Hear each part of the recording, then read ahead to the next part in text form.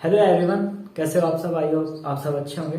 चलिए, तो जैसा कि मैंने प्रीवियस लेक्चर में आपको ये बताया था कि जो सिलेबस है बीएससी केमिस्ट्री का वो चेंज हो गया है और न्यू एजुकेशन पॉलिसी के तहत जो सिलेबस आया है उसको मैंने प्रीवियस लेक्चर में डिस्कस किया था। और वहां पे मैंने ये भी बताया था कि जितने भी केमिस्ट्री के यूनिट्स हैं, पेपर हैं, उनको जो है मैं यहाँ पे जो है लेक्चर्स कराऊंगा और उसमें जो है ये सब सिलेबस कवर करूंगा और इसके जो है नोट्स और वीडियो लेक्चर जो मैं प्रोवाइड कराऊंगा आपको यहाँ पे यूट्यूब पर। तो चलिए, आज उसी का पहला वीडियो लेक्चर लेकर आया हूं मैं। तो आपको पता है कि जो पहला पेपर है आपका, फर्स्ट पेपर अब होने वाला है, वो कौन सा होने वाला है? फर्स्ट पेपर आपका फंडामेंटल्स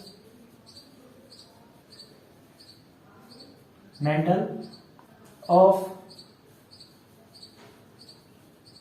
केमिस्ट्री। ये पहला पेपर है आपका, पेपर फर्स्ट। और इसमें जो आपकी पहली यूनिट है वो है आपकी कौन सी? इसमें पैरासोल वाले में जो पार्ट है उसमें पढ़ना है आपको एनिशियंट केमिस्ट्री, और जो सेकंड वाला पार्ट है उसमें पढ़ना है आपको molecular polarity and weak chemical forces. तो जो एनिशियंट केमिस्ट्री थी जिसमें आपको जो है ओल्ड वाली केमिस्ट्री के बारे में पढ़ना था, फिर holistic development of modern chemistry इसके बारे में पढ़ना था, फिर कंटिन्यू एवोल्यूशन जो हो रहे हैं उनके बारे में पढ़ना था। तो वो वाला जो पार्ट है, पोर्शन है, वो जो है मैं आपको इसे 10-15 लेक्चर ये वाले कराने के बाद तब कराऊंगा, ठीक है? वो इतना ज्यादा उससे कुछ पूछा नहीं जाने वाला, क्वेश्चन नहीं आने वाले। अब जो इसी का एक फर्स्ट यूनिट का सेकंड पार्ट है जो मैंने अभी बताया आपको कि मॉलिक्यूलर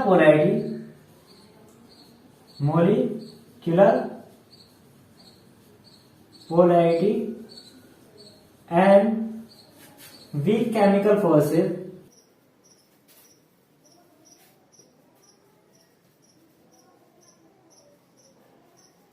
वीक केमिकल फोर्सेस, ये वाली जो यूनिट है उसमें पहले आपका जो टॉपिक है वो है आपका रिजोनेंस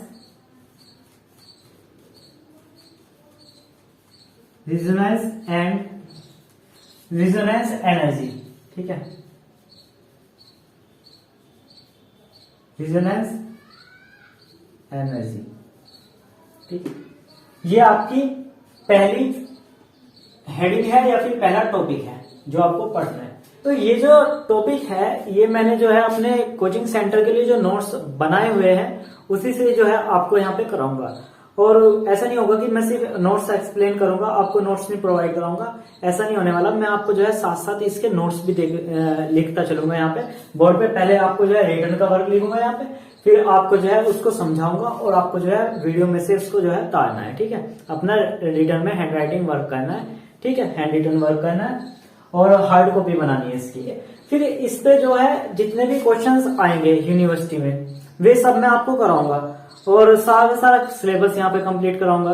तो आप जो है चैनल को सब्सक्राइब कर लो, आपको सिर्फ इतना काम करना है कि चैनल को सब्सक्राइब कर लो और वीडियो को लाइक कर दो। अगर इतना काम आप करते हो तो बाकी आपका जितना भी काम है, जितने भी टॉपिक्स हैं, जो भी आपके जो है कॉलेज में समझ में नहीं आ रहा है, जितना भी ऐसा पोर्शन है वो सब फिर मैं कराऊंगा, ठीक है? काफी डिफिकल्ट होता है ना जब सिलेबस चेंज होता है। फिर ऐसा हुआ है कि कोरोना टाइम में जो 12th में बच्चे हैं वे प्रमोट हो गया है और प्रमोट हो गया है, एग्जाम नहीं दिया है, तो उनको इतना कुछ खास नॉलेज भी नहीं है। मेरा मानना तो यही है, अगर किसी बच्चे को एक्सेप्शन में हो सकता है कि कोई अच्छी तैयारी कर रखी हो किसी ने और उसका बेसिक अच्छा रहा हो, लेकिन ज्यादातर क्या हुआ है कि 2 साल कोरोना रहा है तो कोई 11वीं में भी प्रमोट हो गया और 12वीं में भी प्रमोट हो गया, तो उसका तो बेसिक बस ऐसे ही रहने वाला है उसको। तो फिर भी मैं कोशिश करूंगा कि आपको ये सब समझ में आए। मेरी जो थ्योरी है वो बहुत ही ज्यादा सिंपल है, ठीक है? ये थ्योरी सिंपल है और इनफ है, इससे ज्यादा और कुछ करने की आपको जरूरत नहीं। तो सबसे पहली जो हेडिंग है हमारी वो है रिजोनेंस, ठीक है?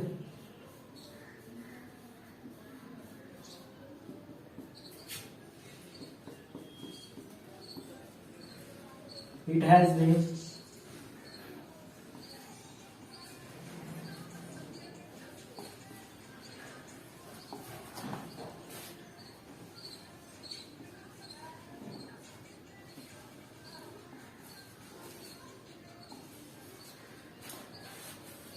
मैं रिटर्न का वर्क कंप्लीट कर रहा हूं, आप इसको लिखते जाइए।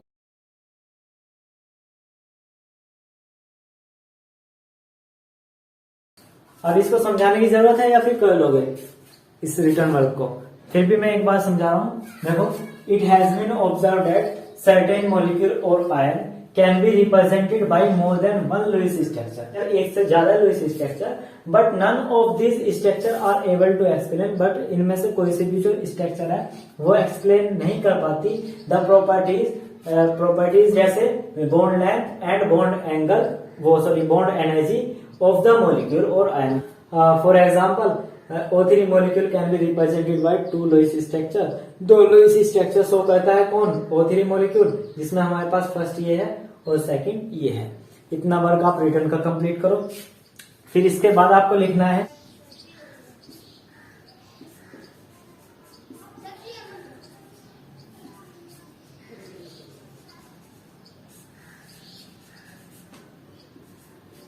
the above statement show that since O3 molecule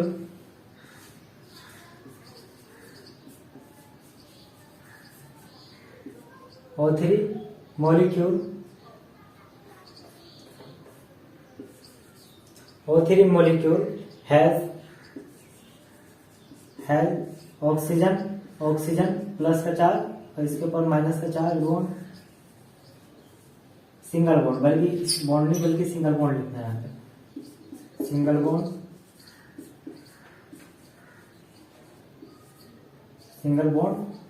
and oxygen double bond oxygen. ये कैसा बॉन्ड है आपका? ये DOUV है। ठीक है, ये इतना रिटर्न का वर्क कंप्लीट करो। इसके बाद जो है और वर्क वो लिखा जाएगा, उसको भी कंप्लीट करना है आपको, उसको भी लिखना है।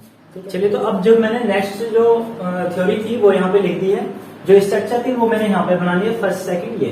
ठीक, अब देखो बॉन्ड, इसको थ्योरी को पहले पढ़ के मैं यहाँ पे आपको समझा रहा हूँ, फिर एक बार जो है फिर मैं वहां पे स्ट्रक्चर पे समझा दूंगा। ठीक है, यहाँ पे देखो कि both oxygen bond length in O3 molecule should be different, मतलब कि ये जो दोनों बॉन्ड लेंथ है सिंगल बॉन्ड और डबल बॉन्ड की क्या होनी चाहिए थी? डिफरेंट होनी चाहिए थी। दैट मीन जो डबल बॉन्ड है, double bond should be equal to 121 picometre, मतलब जो ये डबल बॉन्ड था वो होना चाहिए था 121 picometre, and oxygen single bond is 148 picometre, और ऑक्सीजन जो सिंगल बॉन्ड है वो होना चाहिए था कितना? 148 पिकोमीटर।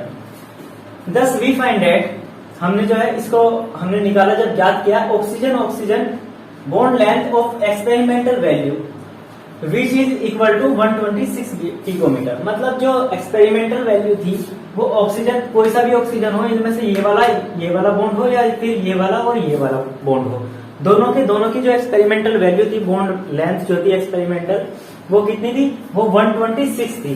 दैट मीन कि is intermediate between oxygen single bond 148 picometre, oxygen double bond length 121 picometre, मतलब ये जो बॉन्ड लेंथ हमारी एक्सपेरिमेंटल वैल्यू आई 126 पिकोमीटर, वो क्या हो रही है? वो इंटरमीडिएट है इन दोनों, जो हमारी बॉन्ड लेंथ थी 121 पिकोमीटर और 148 picometre.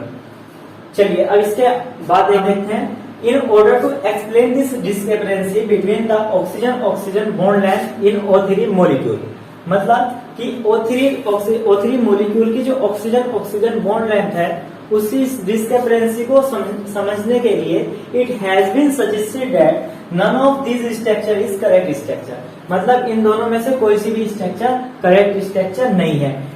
rather than the correct structure is that resonate between the two structure, मतलब जो करेक्ट स्ट्रक्चर है वो इन दोनों के कहीं बीच में कोई सी स्ट्रक्चर है, क्योंकि 126 आ रहा है तो 121 और 148 के बीच में है, तो वो क्या है? रिजोनेट है।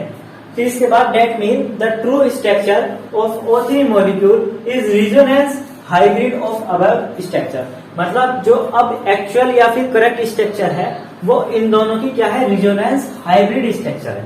क्या है? Resonance hybrid structure. इस वर्ड को आप अच्छी तरीके से याद रखोगे कि ये जो आपकी करेक्ट स्ट्रक्चर होती है वो क्या होती है? वो रिजोनेंस हाइब्रिड होती है, यानी ट्रू स्ट्रक्चर क्या होती है? रिजोनेंस हाइब्रिड स्ट्रक्चर होती है।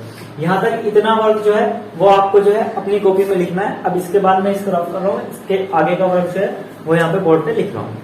अब यहाँ पे जो है आपको समझना है कि वे जो दोनों की दोनों स्ट्रक्चर आपने फर्स्ट एंड सेकंड बनाई थी वे क्या कहलाएंगे, रिजोनेटिंग स्ट्रक्चर या फिर कॉन्ट्रीब्यूटिंग स्ट्रक्चर कहलाएगी। तो वही यहाँ पे लिखा है, this structure are called contributing और रिजोनेटिंग स्ट्रक्चर ऑफ ऑथरी मॉलिक्यूल। ठीक है, ये जो हमने फर्स्ट सेकंड बनाई थी वहां पे वे क्या है, यहाँ पे कॉन्ट्रीब्यूटिंग स्ट्रक्चर या फिर रिजोनेटिंग स्ट्रक्चर इसको बोलेंगे। It is also called resonance form और कैनोनिकल फॉर्म, और इनको जो है रिजोनेंस फॉर्म या फिर कैनोनिकल फॉर्म भी कहा जाता है। अब देखो इसके बाद नेक्स्ट लाइन से आपको स्टार्ट करनी है, थ्योरी लिखना है कि the resonance between the two or more resonating structure of a given molecule or ion represented by putting a double headed arrow. ठीक है, डबल हेडेड एरो जो आपकी रिजोनेटिंग स्ट्रक्चर है या फिर कैनोनिकल फॉर्म है या फिर रिजोनेटिंग फॉर्म है, जितने भी आपने नाम यहाँ पे किए हैं उनको जो है रिप्रेजेंट किया जाएगा कैसे, डबल हेडेड एरो से। यानी दोनों की दोनों जो हमारी फॉर्म्स थी वे उनको जो है डबल हेडेड एरो दोनों साइड पर तीर का चिन्ह उससे जो है शो किया जाएगा, रिप्रेजेंट किया जाएगा।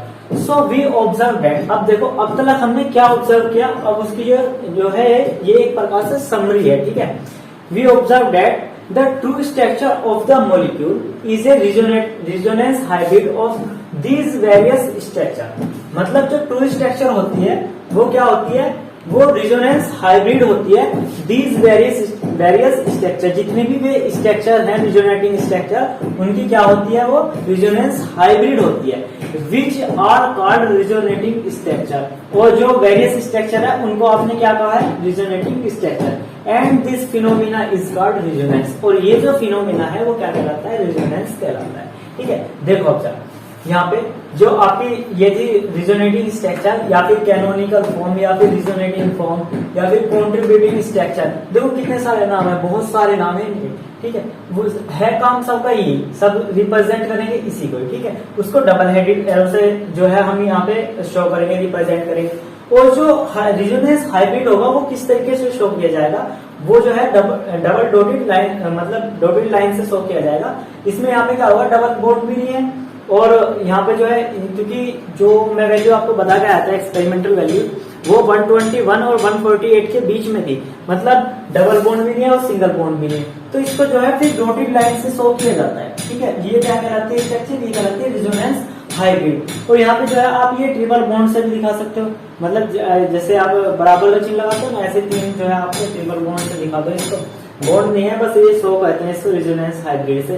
ठीक है, अब इसके बाद पढ़ो जो लिखा है कि in resonance hybrid structure the dotted line show that pi electron cloud of pi bond, मतलब जो यहाँ पे पाई बॉन्ड था वो ना तो यहाँ पे है और ना यहाँ पे है, तो ये जो है ये फिर जो है दोनों जो ऑक्सीजन है, तीनों ऑक्सीजन उनके बीच में जो है ये पाई इलेक्ट्रॉन क्लाउड है। मतलब ये क्या होता है, ये जो है ये इलेक्ट्रॉन ना तो आप कह सकते हो कि यहाँ है और ना कह सकते हो यहाँ, मतलब ये घूमते रहते हैं यानी डिलोकलाइज्ड होते हैं। मीन यहाँ पे देखो and this pi electron cloud is delocalized, मतलब कि ये घूमते रहते हैं। ये बॉन्डिंग में ऐसा नहीं होगा कि जैसे आपने डायरेक्ट बोल देते हो कि पाई जो डबल बॉन्ड है वो पाई इलेक्ट्रॉन है उसमें, तो पाई इलेक्ट्रॉन है तो ठीक है ऑक्सीजन और इसके बीच में रहेंगे, नहीं। अब जो क्या होगा वो इस ऑक्सीजन से इस ऑक्सीजन तक क्या होंगे, घूमते रहेंगे। तो इसी को जो है हमने यहाँ पे लिखा है।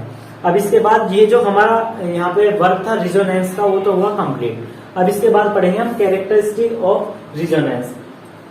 ये इतना वर्क जो है मैं यहाँ से हट जाता हूँ, आपको ये तार लेना है। ठीक है, यहाँ से इसको रिटर्न वर्क कर लो अपनी कॉपी में, स्क्रीनशॉट ले लो। ठीक है, अब मैं इसको रफ कर देता हूँ और इससे आगे हम चलते हैं। हमारी नेक्स्ट जो हेडिंग है, अब जो हमारी हेडिंग है वो है कैरेक्टरिस्टिक्स ऑफ रिजोनेटिंग स्ट्रक्चर। अब इसमें जो फर्स्ट जो कैरेक्टरिस्टिक्स है वो ये है कि the actual structure has characteristics of all resonating structure, मतलब जितने भी रिजोनेटिंग स्ट्रक्चर रहेगी उसके सारे ही कैरेक्टरिस्टिक्स किसके अंदर रहेंगे, रिजोनेटिंग एक्चुअल जो स्ट्रक्चर होगी उसके अंदर।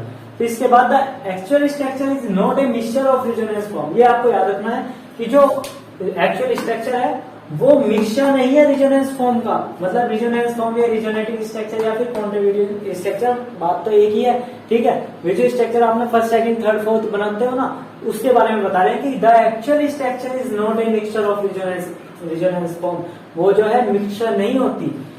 ये 2 बार लिखा गया है यहाँ पे, इसको मैं रफ कर रहा हूँ। ठीक है, अब इसके बाद पढ़ो and is different from all this contributing structure. ठीक है, वो क्या होगी, वो डिफरेंट होगी इन दोनों जो कॉन्ट्रीब्यूटिंग स्ट्रक्चर है उनसे, यानी रेजोनेंस फॉर्म या फिर रेजोनेटिंग स्ट्रक्चर उन दोनों से क्या होगी, डिफरेंट होगी। तीनों वर्ड यूज किया है, इसमें कंफ्यूज होने की कोई बात नहीं है, ठीक है। फिर इसके बाद जो आपकी सेकंड पॉइंट है वो क्या है कि all the resonating structure contribute to the actual structure.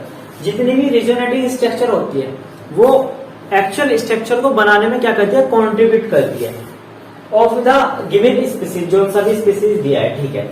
Also contribution made by each form is not same. जो कॉन्ट्रीब्यूशन होता है वो जितनी भी आपकी रेजोनेटिंग फॉर्म है या फिर कॉन्ट्रीब्यूटिंग फॉर्म है, कॉन्ट्रीब्यूटिंग स्ट्रक्चर है, उनका सबका कॉन्ट्रीब्यूशन जो होता है वो बराबर नहीं होता है। अमंग द फॉलोइंग एग्जांपल, हमने एक एग्जांपल लिया, जैसे 3 स्ट्रक्चर ऑफ HCl मॉलिक्यूल। जो HCl मॉलिक्यूल होता है उसकी 3 रेजोनेटिंग स्ट्रक्चर होते हैं, ठीक है। The contribution of structure third, जो थर्ड वाली स्ट्रक्चर है उसका जो कॉन्ट्रीब्यूशन है टू द एक्चुअल स्ट्रक्चर को बनाने में of the molecule is poor, यानी मॉलिक्यूल के एक्चुअल स्ट्रक्चर को बनाने में, फॉर्म करने में उसका जो कॉन्ट्रीब्यूशन है वो बिल्कुल कम है, पुअर है। वो क्यों है, उसको जो है यहाँ पे इन फॉर्म से समझिए। देखो HCl है, उसको पहले तो इस तरीके से कोवेलेंट बॉन्ड से हमने दिखा दिया कि HCl ये है, जिसमें क्लोरीन के साथ होते हैं, उनमें से एक जो है इसके पास है और एक हाइड्रोजन का बॉन्डिंग बनी हुई है, ठीक है, ये हुआ, ये आप जानते हो। फिर इसके बाद जो सेकंड फॉर्म बनी उसमें क्या हुआ कि HCl जो है उसने जो क्लोरीन है उसने बॉन्ड के दोनों इलेक्ट्रॉन अपनी साइड रखे और अपने ऊपर लाया माइनस का चार्ज, और जो हाइड्रोजन इसके साथ है वो उसके ऊपर है कैसा चार्ज, प्लस का चार्ज। तो इसमें क्या हुआ, क्लोरीन के पास कैसा चार्ज आता है, माइनस का चार्ज। चलो ठीक है। अब इसके बाद जो इसी तरीके से अगर ऐसा हो कि हाइड्रोजन दोनों के दोनों इलेक्ट्रॉन रख ले तो हाइड्रोजन के ऊपर माइनस का चार्ज आ जाएगा और क्लोरीन के ऊपर प्लस का चार्ज। अब यहाँ पे जो है ये वाली थर्ड वाली जो स्ट्रक्चर है वो एक्चुअल स्ट्रक्चर को फॉर्म करने में बिल्कुल कंट्रीब्यूशन उसका पुअर रहता है, बिल्कुल कम रहता है। वो क्यों, उसका कारण ये है कि जो क्लोरीन होता है वो मोर इलेक्ट्रोनेगेटिव होता है। उसकी टेंडेंसी ये होती है कि वो अपने ऊपर कैसा चार्ज रखे, माइनस का चार्ज रखे। लेकिन Cl के ऊपर कैसा चार्ज आ रहा है, पॉजिटिव चार्ज आ रहा है। तो पॉजिटिव चार्ज आ रहा है, इस कारण क्या होगा कि इसका जो कॉन्ट्रीब्यूशन रहेगा वो एक्चुअल स्ट्रक्चर को बिल्कुल पुअर रहेगा, बिल्कुल कम रहेगा। ये यहाँ पे जो है 2 पॉइंट में इसमें जो है एग्जाम्पल में बताया हुआ है। और इसके बाद जो आपको लिखना है उसका रिटर्न का वर्क जो है वो मैं आपको यहाँ पे लिख रहा हूँ, उसको उतार लेना, ठीक है। देखो चलिए, अब उसके बाद जो है आपको लिखना किस तरीके से है उसे, तो लिखोगे since chlorine atom much more electronegative than hydrogen atom and hence can not carry positive charge. मतलब कि क्लोरीन जो है वो पॉजिटिव चार्ज नहीं रखता है। ऐसे ही अब इसके बाद जो है मैं कुछ एग्जांपल्स ले रहा हूँ जिसकी थ्योरी जो है मैं यहाँ पे नहीं लिखूंगा, आपको एग्जांपल से समझना है। जैसे H2 मॉलिक्यूल, तो H2 मॉलिक्यूल का जो रेजोनेंस स्ट्रक्चर है वो किस तरीके से बनेगी, रेजोनेटिंग स्ट्रक्चर तो ऐसे बन सकती है, या फिर H+ उसने दोनों इलेक्ट्रॉन रख लिए हैं और यहाँ पे जो है दूसरा हाइड्रोजन इसके ऊपर माइनस का चार्ज और दूसरे वाला जो हाइड्रोजन है उसके ऊपर पॉजिटिव चार्ज, ठीक। एक तो स्ट्रक्चर ये होगी। फिर ऐसे एक दूसरी कैसी हो सकती है, तीसरे नंबर की स्ट्रक्चर वो हो सकती है हाइड्रोजन, इसके ऊपर पॉजिटिव चार्ज और इसके ऊपर नेगेटिव चार्ज। डबल बॉन्ड को जो है यहाँ पे, वो सिंगल बॉन्ड को इसको यहाँ पे इस तरीके से हमने इसके पास देखिए, इसके ऊपर आया माइनस का चार्ज और इसके ऊपर आया प्लस का चार्ज। ये वाली साइज क्लियर दिख रही होगी, फर्स्ट है, सेकंड है और थर्ड। अब इनमें ध्यान से देखो कि जो सेकंड वाली स्ट्रक्चर है वो उसमें हाइड्रोजन के ऊपर निगेटिव चार्ज आया हुआ है, तो ये जो है अनस्टेबल है। तो ये जो है रेजोनेटिंग स्ट्रक्चर जो है वो कंट्रीब्यूशन कम करेगी किसको, एक्चुअल स्ट्रक्चर को बनाने में। ऐसे जो थर्ड वाली है वो भी इसी तरीके से है कि उसके ऊपर भी एक हाइड्रोजन के ऊपर निगेटिव चार्ज आ रहा है, तो वो भी जो है अनस्टेबल है और वो कंट्रीब्यूशन नहीं देगी, बिल्कुल भी बहुत पुअर रहेगा।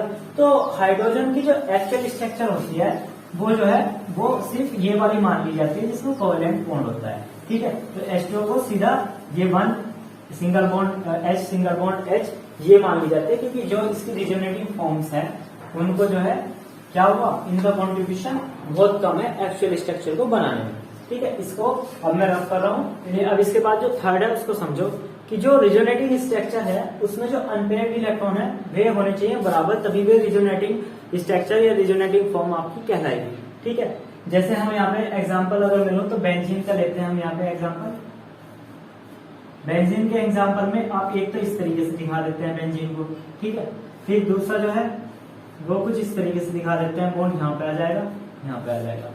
एक जो है बेंजीन को आप इस तरीके से दिखाते हैं, कैपिलरी संरचना जो होती है उसमें क्या होता है, इस तरीके से दिखा देते हैं। फिर एक जो बेंजीन है उसमें इस तरीके से दिखा देते हैं यहाँ से ये, और एक दूसरी जो बेंजीन है वो उसमें कौन सा रह गया, ये वाला, इस तरीके से दिखा देते हैं। तो ये जो है 5 स्ट्रक्चर होते हैं बेंजीन की, और इसमें जो अनपेयर्ड इलेक्ट्रॉन है वे हैं 0। और एक स्ट्रक्चर इस तरीके से अगर मैं लिख लूं कि यहाँ पे डबल बॉन्ड, यहाँ पे डबल बॉन्ड, और यहाँ पे एक इलेक्ट्रॉन है और यहाँ पे एक इलेक्ट्रॉन है, तो अब अनपेयर्ड इलेक्ट्रॉनों की संख्या कितनी होगी, 2। तो ये तो रिजोनेटिंग स्ट्रक्चर कहलाएंगे, लेकिन जो ये वाली स्ट्रक्चर है वो रिजोनेटिंग स्ट्रक्चर नहीं कहलाने की। ये आया समझ में? यानी जो रिजोनेटिंग स्ट्रक्चर है उसमें अनपेयर्ड इलेक्ट्रॉनों की संख्या कैसी होनी चाहिए, बराबर होनी चाहिए। अगर बराबर नहीं है तो वो जो है रिजोनेटिंग स्ट्रक्चर नहीं कहलाएगी। अब इसके बाद यहाँ पे तो आपको ये समझ में आ गया होगा, अगर नहीं भी आया तो कोई बात नहीं, एक स्ट्रक्चर मैं और बनाता हूँ, उसमें आप इसको समझ लेना, ठीक है? क्योंकि यहाँ पे मैं बॉन्ड इलेक्ट्रॉन नहीं दिखा पा रहा हूँ आपको इसमें बेंजीन में, वैसे आपको समझ जाना चाहिए क्योंकि यहाँ पे तो है ही नहीं ना अनपेयर्ड इलेक्ट्रॉन। फिर भी चलो कोई बात नहीं, नेक्स्ट एग्जांपल से समझो। जैसे लेते हैं हम O2 मॉलिक्यूल। O2 मॉलिक्यूल में क्या होता है, ऑक्सीजन डबल बॉन्ड ऑक्सीजन इस तरीके से होती है, ठीक है? इसके पास 4 इलेक्ट्रॉन, ठीक है, 4 तो यहाँ पे हो गए, 4 यहाँ पे, इस तरीके से ऑक्टेट कंप्लीट हो गया उसका, और ऐसे ही यहाँ पे। इसके बाद नेक्स्ट जो स्ट्रक्चर रहेगी वो कैसी रहेगी कि मैं इसको जो है डबल बॉन्ड तोड़ दूं, और डबल बॉन्ड तोड़ने के बाद यहाँ पे ऑक्सीजन ऑक्सीजन, यहाँ पे एक इलेक्ट्रॉन यहाँ पे आ गया। सॉरी, एक काम करते हैं, इन इलेक्ट्रॉनों को तो दिखाते हैं यहाँ पे, और ये जो इलेक्ट्रॉन है इसको दिखाया मैंने यहाँ पे। इसने 2 इलेक्ट्रॉन ले लिए बॉन्ड के, ठीक है, फिर दोनों इलेक्ट्रॉन ले लिए, माइनस का चार्ज आ गया, और इसके ऊपर कैसा चार्ज आ गया, प्लस का चार्ज आ गया। एक स्ट्रक्चर ऐसी बन सकती है। अब की बार तो बॉन्ड तोड़ा था आपने इधर की साइड को, ठीक, अब की बार इसको बॉन्ड को तोड़ दो उधर की साइड को, ठीक, पहली साइड और दूसरे ऑक्सीजन की साइड को, तो एक रिजोनेटिंग फॉर्म ये आ जाएगी। कैसे, ऑक्सीजन ऑक्सीजन, ठीक है, सिंगल बॉन्ड, और यहाँ पे 6 इलेक्ट्रॉन, क्योंकि 2 इलेक्ट्रॉन इस बॉन्ड के आगे तो माइनस का चार्ज, इसके ऊपर पॉजिटिव चार्ज, इसके पास कितने 4 इलेक्ट्रॉन, तो ये रिजोनेटिंग फॉर्म्स होंगी, ठीक है। फर्स्ट सेकंड थर्ड इस तरीके से दिखाऊंगा मैं इसको, फर्स्ट सेकंड, ये सेकंड और ये थर्ड, ये हुई ये रिजोनेटिंग फॉर्म। अब इसके बाद देखो यहाँ पे अगर मैं ऑक्सीजन को हाइड्रोलाइटिक फ्यूजन करता हूँ, इसका हाइड्रोलाइटिक फ्यूजन कर रहा हूँ मैं, तो यहाँ पे जो है जो बॉन्ड के इलेक्ट्रॉन थे 2, वे एक एक इनके पास आ जाएगा, दोनों के पास, ठीक। तो यहाँ पे जो है 4 इलेक्ट्रॉन तो इनके पास अपने थे, तो ये रहे 2 इलेक्ट्रॉन, ये रहे 2 इलेक्ट्रॉन, फिर ऐसे ही ये रहे, और इसके पास 1 इलेक्ट्रॉन, ये रहा 1 इलेक्ट्रॉन, ये। अब इनमें और इनमें देखोगे तो अनपेयर्ड इलेक्ट्रॉनों की संख्या कितनी है, 0। यहाँ पे अनपेयर्ड इलेक्ट्रॉन नहीं है कोई सा भी, पेयर्ड है ये दोनों, ये भी पेयर्ड, ये भी पेयर्ड। लेकिन यहाँ पे अनपेयर्ड इलेक्ट्रॉनों की संख्या कितनी है, n बराबर 2। तो ये तो रिजोनेटिंग स्ट्रक्चर कहलाएंगे, लेकिन ये रिजोनेटिंग स्ट्रक्चर नहीं होगी। क्यों नहीं होगी? क्योंकि यहाँ पे अनपेयर्ड इलेक्ट्रॉनों की संख्या अलग है। यहाँ पे इन तीनों में रिजोनेटिंग स्ट्रक्चर में अनपेयर्ड इलेक्ट्रॉनों की संख्या 0 है। तो एक कॉन्सेप्ट आपका था ये। चलिए अब इसके बाद जो 4 पॉइंट है उसको समझो कि 4 पॉइंट में क्या कहा था। 4 पॉइंट में ये कहा था कि जो रिजोनेंस होता है उसमें एनर्जी होगी वो सेम रहेगी। कैसी रहेगी? उसकी एनर्जी सेम रहेगी। जैसे यहाँ पे देखो तो आपने बेंजीन की जो स्ट्रक्चर बनाते हैं, बेंजीन की स्ट्रक्चर जो है वे 2 ही तरीके की आप यूज करते हो हमेशा, एक्चुअल स्ट्रक्चर बनाने में भी और रिजोनेंस हाइब्रिड को बनाने में। ठीक है, कौन सी? ये देखो, ये वाली या फिर ये वाली, ये वाली। और इसका रिजोनेंस हाइब्रिड क्या होता है? रिजोनेंस हाइब्रिड आप कुछ इस तरीके से दिखा देते हो। ठीक है, पाई इलेक्ट्रॉन क्लाउड को, क्योंकि बेंजीन ना तो ये वाली स्ट्रक्चर होती है बेंजीन की और ना ये वाली होती है। तो इसकी स्ट्रक्चर होती क्या है? ये रिजोनेटिंग स्ट्रक्चर होती है, बॉन्ड बदलते रहते हैं इसमें। तो फिर जो है आप इसकी ये रिजोनेंस हाइब्रिड बनाते हो इसकी स्ट्रक्चर का। इसी तरीके से आप इसके बाद एक नेक्स्ट पॉइंट आपको ये लिखना है, ये 4 पॉइंट था कि जो रिजोनेटिंग स्ट्रक्चर है वे कैसी रखती है? सेम एनर्जी, इनकी एनर्जी सेम होती है। जबकि जो आपकी ये नेक्स्ट कैलकुलेट जो संरचना थी, स्ट्रक्चर थी, जिसमें जो है बॉन्ड ब्रिज में जाता है, उनकी जो एनर्जी होती है वो बहुत ज्यादा हाई होती है। बहुत ज्यादा हाई होने की वजह से उसको जो है वे कॉन्ट्रीब्यूशन उनका बहुत कम रहता है कि अगर एनर्जी हाई होगी तो वो अनस्टेबल होगा, वो स्ट्रक्चर कैसी रहेगी, अनस्टेबल रहेगी। और अनस्टेबल स्ट्रक्चर क्या होगी, वो कंट्रीब्यूट तो नहीं ना करेगी एक्चुअल स्ट्रक्चर को बनाने में। इस तरीके से इन दोनों की एनर्जी सेम होती है और कम होती है तो स्थायी होती है, स्टेबल होती है, स्टेबल होती है तो ये जो है एक्चुअल स्ट्रक्चर को बनाने में क्या करती है, कॉन्ट्रीब्यूशन ज्यादा करती है। इसी तरीके से इसके बाद नेक्स्ट जो हमारा पॉइंट है 5, जो आपका पॉइंट है वो ये है कि larger the contributing structure greater the stability of the molecule. मतलब कॉन्ट्रीब्यूशन स्ट्रक्चर जितनी ज्यादा होगी, मॉलिक्यूल की स्टेबिलिटी उतनी ही ज्यादा रहेगी, एक्चुअल स्ट्रक्चर की स्टेबिलिटी उतनी ही ज्यादा रहेगी। ये हमारा पॉइंट था। अब इसके बाद हमारा नेक्स्ट जो हेडिंग है वो कहते हैं, वो है resonating structure of some other molecules. Resonating structure of some other molecules, इसको मैं रख कर देता हूँ। इसमें जो है हम कुछ जो स्ट्रक्चर्स हैं, आयंस हैं, मॉलिक्यूल्स हैं, उनकी रिजोनेटिंग स्ट्रक्चर को बनाएंगे। और ये यहाँ पे जो है मैं लगभग 3 या 4 मॉलिक्यूल्स की कराऊंगा मैं, इतना काफी रहेगा। इतना वर्क लॉन्ग क्वेश्चन होगा इस पे, रिजोनेंस एंड रिजोनेटिंग स्ट्रक्चर पे ध्यान रखना। तो लॉन्ग क्वेश्चन के ही तरीके से मैं इसको करा रहा हूँ आपको। चलिए, हेडिंग है हमारी resonating structure of resonating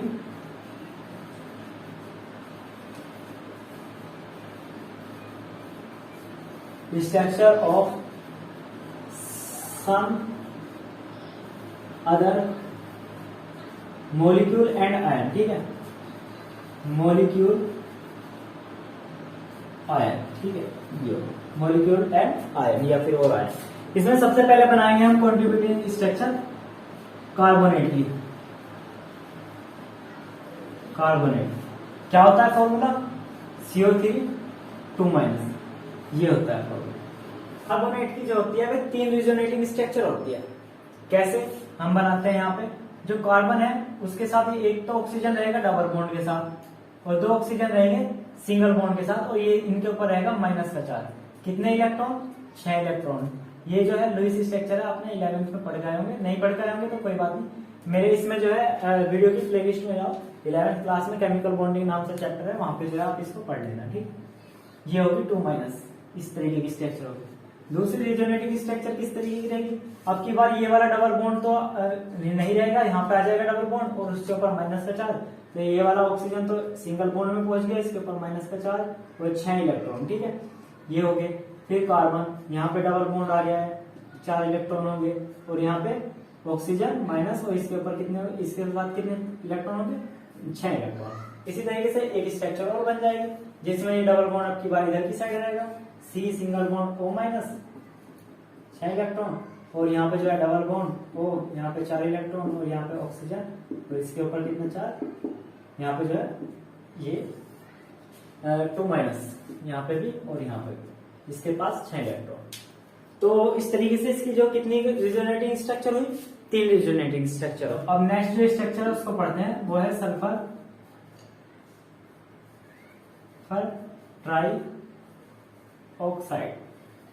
formula क्या होता है, SO3। इसकी स्ट्रक्चर किस तरीके से होती है, सल्फर डबल बॉन्ड ऑक्सीजन, और यहाँ पे कोऑर्डिनेशन बॉन्ड है, यहाँ पे ऑक्सीजन, और यहाँ पे कोऑर्डिनेशन बॉन्ड से ऑक्सीजन।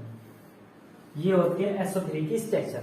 अब तो आप बना सकते हो, यहाँ पे इसके जो है, यहाँ पे 6 के 6 इलेक्ट्रॉन, यहाँ पे 6 इलेक्ट्रॉन। ये स्ट्रक्चर तो ये होगी।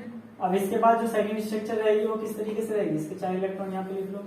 यहाँ पे क्या होगा, आपके डबल बॉन्ड इस वाले ऑक्सीजन के साथ रहेगा, वहां पे जो है कोऑर्डिनेशन बॉन्ड कुछ होगा, यहाँ पे कोऑर्डिनेशन बॉन्ड, यहाँ पे डबल बॉन्ड, और यहाँ पे जो है, यहाँ पे कोऑर्डिनेशन बॉन्ड ऑक्सीजन। इस पे जो है इलेक्ट्रॉन लिख लेना। ठीक है, यहाँ पे इसी तरीके से अब की बार क्या होगा, अब की बार यहाँ पे डबल बॉन्ड आ जाएगा, तो यहाँ पे ऑक्सीजन, यहाँ पे सल्फर, और यहाँ पे सॉरी यहाँ पे जो है ये कोऑर्डिनेशन बॉन्ड, और यहाँ पे जो है डबल बॉन्ड। इस तरीके से यहाँ पे जो है इनके इलेक्ट्रॉन कंप्लीट कर देना है, जिस तरीके से मैंने यहाँ पे लिख रखे हैं। ये स्ट्रक्चर हो जाती है किसकी, सल्फर ट्राई ऑक्साइड की, सल्फर ट्राई ऑक्साइड की। इसी तरीके से अगर नाइट्रोजन प्रोक्साइड की हमें बनानी हो तो नाइट्रोजन प्रोक्साइड की जो होती है वे 2 स्ट्रक्चर होती है। कितनी स्ट्रक्चर होती है, 2 स्ट्रक्चर। कैसे बनती है उसको बनाते हैं हमसे। चलो, नाइट्रोजन प्रोक्साइड फॉर्मूला क्या होता है, NO2। क्या होता है फॉर्मूला, NO2।